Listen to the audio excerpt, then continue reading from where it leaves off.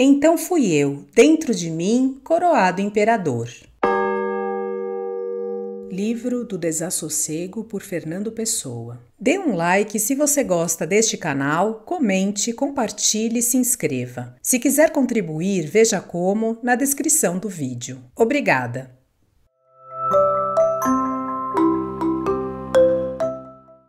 Segunda parte, os grandes trechos. Educação sentimental.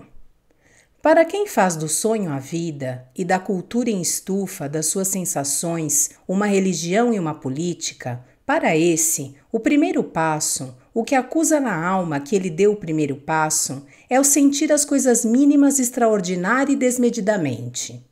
Este é o primeiro passo, e o passo simplesmente primeiro não é mais do que isto. Saber pôr no saborear de uma chávena de chá a volúpia extrema que o homem normal só pode encontrar nas grandes alegrias que vêm da ambição subitamente satisfeita toda ou das saudades de repente desaparecidas ou então nos atos finais e carnais do amor. Poder encontrar na visão de um poente ou na contemplação de um detalhe decorativo aquela exasperação de senti-los que geralmente só pode dar não o que se vê ou o que se ouve, mas o que se cheira ou se gosta. Essa proximidade do objeto da sensação, que só as sensações carnais, o tato, o gosto, o olfato, esculpem de encontro à consciência.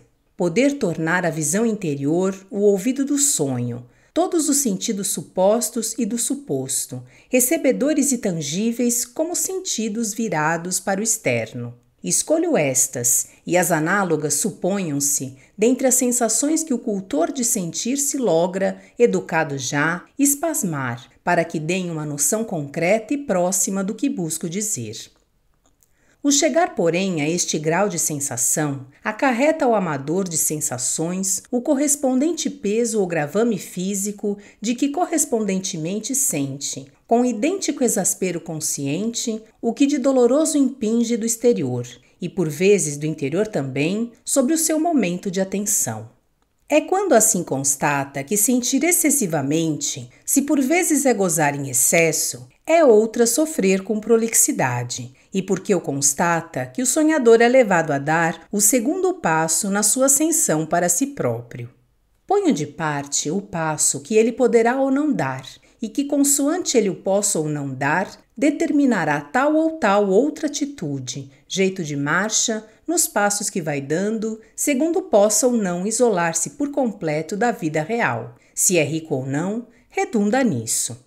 Porque suponho compreendido nas entrelinhas do que narro que consoante é ou não possível ao sonhador isolar-se e dar-se a si com menor ou maior intensidade, ele deve concentrar-se sobre a sua obra de despertar doentiamente o funcionamento das suas sensações, das coisas e dos sonhos.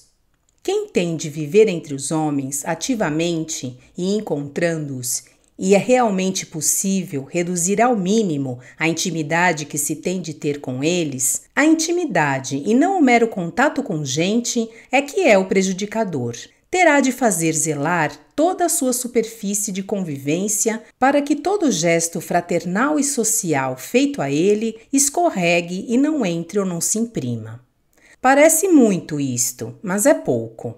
Os homens são fáceis de afastar. Basta não nos aproximarmos. Enfim, passo sobre este ponto e reintegro-me no que explicava. O criar uma agudeza e uma complexidade imediata às sensações as mais simples e fatais conduz, eu disse-se a aumentar moderadamente o gozo que sentir dá, também a elevar com despropósito o sofrimento que vem de sentir. Por isso, o segundo passo do sonhador deverá ser o evitar o sofrimento. Não deverá evitá-lo como um estoico ou um epicurista da primeira maneira, desnidificando-se porque assim endurecerá para o prazer como para a dor. Deverá, ao contrário, ir buscar a dor o prazer e passar em seguida a educar-se a sentir a dor falsamente, isto é, a ter ao sentir a dor um prazer qualquer. Há vários caminhos para esta atitude. Um é aplicar-se exageradamente a analisar a dor, tendo preliminarmente disposto o espírito a perante o prazer não analisar, mas sentir apenas. É uma atitude mais fácil aos superiores, é claro, do que dita parece. Analisar a dor e habituar-se a entregar a dor sempre que aparece, e até que isso aconteça por instinto e sem pensar nisso, a análise acrescenta a toda a dor o prazer de analisar. Exagerado o poder e o instinto de analisar, breve o seu exercício absorve tudo e da dor fica apenas uma matéria indefinida para análise.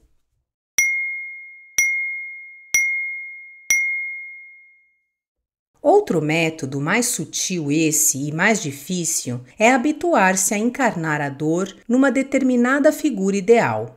Criar um outro eu que seja o encarregado de sofrer em nós, de sofrer o que sofremos. Criar depois um sadismo interior, masoquista todo, que goze o seu sofrimento como se fosse de outrem. Esse método, cujo aspecto primeiro lido é de impossível, não é fácil, mas está longe de conter dificuldades para os industriados na mentira interior. Mas é eminentemente realizável. E então, conseguido isso, que sabor a sangue e a doença, que estranho travo de gozo longínquo e decadente que a dor e o sofrimento vestem. Doer aparenta-se com o inquieto e magoante auge dos espasmos. Sofrer, o sofrer longo e lento, tem o amarelo íntimo da vaga felicidade das convalescenças profundamente sentidas. E um requinte gasto a desassossego e a dolência aproxima essa sensação complexa da inquietação que os prazeres causam na ideia de que fugirão, e a dolência que os gozos tiram do antecansaço que nasce de se pensar no cansaço que trarão. Há um terceiro método para subutilizar em prazeres as dores e fazer das dúvidas e das inquietações um mole leito. É o dar às angústias e aos sofrimentos, por uma aplicação irritada da atenção, uma intensidade tão grande que pelo próprio excesso tragam o prazer do excesso, assim como pela violência surgiram a quem de hábito e educação de alma ao prazer se vota e dedica, o prazer que dói porque é muito prazer, o gozo que sabe a sangue porque feriu. E quando, como em mim, requintado que sou de requintes falsos, arquiteto que me construo de sensações subutilizadas através da inteligência, da abdicação da vida, da análise da própria dor, todos os três métodos são empregados conjuntamente, quando uma dor, sentida imediatamente e sem demoras para estratégia íntima, é analisada até a secura, colocada num eu exterior até a tirania e enterrada em mim até ao auge de ser dor. Então, verdadeiramente, eu me sinto o triunfador e o herói. Então, me para a vida e a arte se me roja aos pés. Tudo isto constitui apenas o segundo passo que o sonhador deve dar para seu sonho. O terceiro passo, o que conduz ao limiar rico do templo, esse quem que não só eu o soube dar? Esse é o que custa, porque exige aquele esforço interior que é imensamente mais difícil que o esforço na vida, mas que traz compensações pela alma fora que a vida nunca poderá dar. Esse passo é, tudo isso sucedido, tudo isso totalmente e conjuntamente feito, sim, empregados os três métodos sutis e empregados até gastos, passar a sensação imediatamente através da inteligência pura, coá-la pela análise superior para que ela se esculpa em forma literária e tome vulto e relevo próprio. Então eu fixei-a de todo. Então eu tornei o irreal real e dei ao inatingível um pedestal eterno. Então fui eu, dentro de mim, coroado imperador. Porque não acrediteis que eu escrevo para publicar, nem para escrever, nem para fazer arte mesmo. Escrevo porque esse é o fim, o requinte supremo, o requinte temperadamente lógico da minha cultura de estados de alma.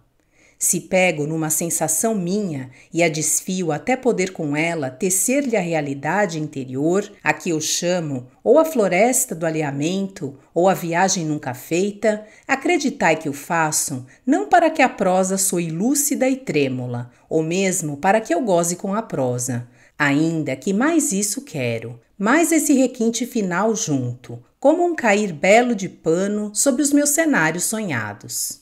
Mas para que dê completa exterioridade ao que é interior, para que assim realize o irrealizável, conjugue o contraditório e, tornando o sonho exterior, lhe dê o seu máximo poder de puro sonho, estagnador de vida que sou, burilador de inexatidões, pajem doente da minha alma rainha, lendo-lhe ao crepúsculo não os poemas que estão no livro, abertos sobre os meus joelhos da minha vida, mas os poemas que vou construindo e fingindo que leio, e ela fingindo que ouve, enquanto à tarde lá fora, não sei como ou onde, dulcifica sobre esta metáfora erguida dentro de mim, em realidade absoluta, a luz tênue e última de um misterioso dia espiritual.